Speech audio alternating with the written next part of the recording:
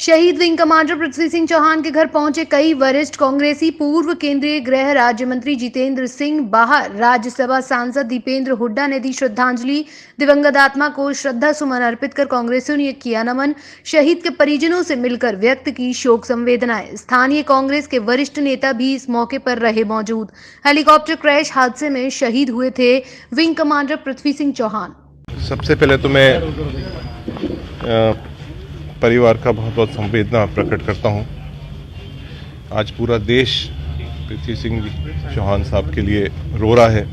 एक बहादुर सपूत्र हैं और इस विभाग के अंदर रक्षा राज्य मंत्री के रूप में मुझे कार्य करने का मौका मिला था और मैं जानता हूं कि जो वीआईपी हेलीकॉप्टर्स होते हैं उसके लिए सबसे जो अच्छे पायलट होते हैं, सबसे अच्छा हवाई जहाज होता है, वो इस्तेमाल किया जाता है।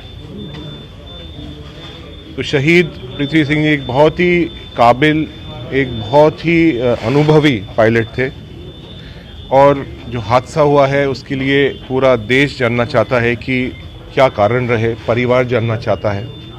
और जिस तरह से अभी भाई दीपेंद्र जी ने कहा कि पूर्व में सरकार ने शहीद परिवार के लिए, खास तौर से उनकी वाइफ के लिए, बीबी के लिए पेट्रोल पंप की भी व्यवस्था की थी कारगिल के शहीदों के लिए पूरे देश भर में। इसी तरह से सरकार को और हम सबों को इनका ध्यान रखने के लिए, इनका परिवार की मदद करने के लिए पेट्रोल पंप की भी व्यवस्था होनी चाहिए, नौकरी की भी व्यवस्था होनी चाहिए।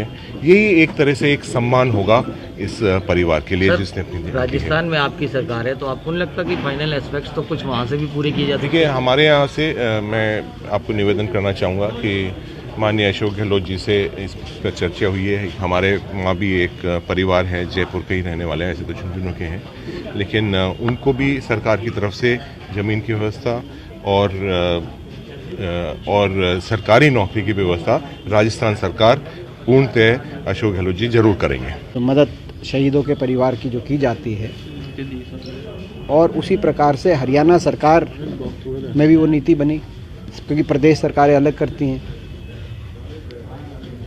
जो हरियाणा सरकार में देश में सर्वाधिक आर्थिक मदद का प्रावधान है शहीद के परिवारों का, हम उम्मीद करेंगे कि उत्तर प्रदेश सरकार भी जो हरियाणा सरकार की, जो हुड्डा सरकार, कांग्रेस सरकार के समय जो नीति बनी थी, जिसमें शहीद के परिवार को रोज़गार, 50 लाख रुपए की आर्थिक मदद, तो कम से कम उत्तर प्रदेश सरकार भी उतनी मदद करेगी, ऐसी हमको उम्मीद है।